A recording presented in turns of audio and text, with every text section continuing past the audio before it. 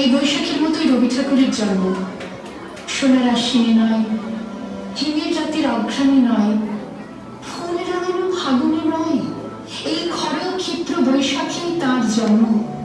এই খ্যাপা বৈশাখের গৈরিক তিলক দিয়ে সাজানো তার জন্মদিনের ললাট। বৈশাখে প্রকৃতির নতুন জন্ম, আমাদেরও নতুন জন্ম এই বৈশাখে, 25শে বৈশাখে, রবি ঠাকুরের জন্মদিনে। দেখতে মানে ক্যালেন্ডার, জিজ্ঞেস করতে হয় না তারিখটা কবে।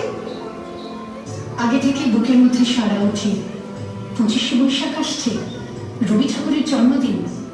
বছরে একটা দিনের জন্য তারা নতুন হয়ে যায়।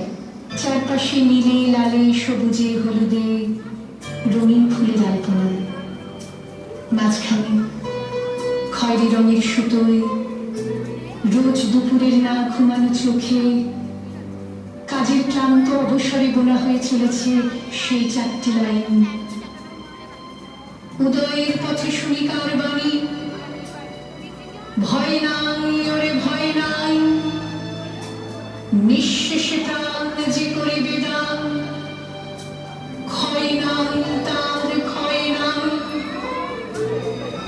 শুধু কি সূচি কাজে না, বিদেশকে চোখের সামনে দৃষ্টান্ত করে রাখার আন্তর্জাতিকতা রবি ঠাকুরের। আমাদের সংস্কৃতিকে মাটির কাছাকাছি এগিয়ে নিয়ে যাওয়ার সংকল্পে রবি ঠাকুর। আমাদের সভ্যতাকে দানবের হাত থেকে ছিনিয়ে নেওয়ার সংগ্রামে রবি ঠাকুর। আকাশে মাটিতে মনে এত যে বৃষ্টি পড়ে, তার ছন্দ রবি ঠাকুরের। এত যে ফুল ফুটে, তার গন্ধ রবি ঠাকুরের। তাই প্রতিদিন তার জন্ম, কোনো দিনই তার মৃত্যু নেই। কালের কালা পাহাড় এসে কোনো দিন যদি ভারতবর্ষ থেকে সমস্ত ঠাকুরের পুজোর প্রদীপ নিভিয়ে দিয়ে যায়, তবু একটি ঠাকুরের বেদি চিরকাল থাকবে মাটির সঙ্গে গাঁথা।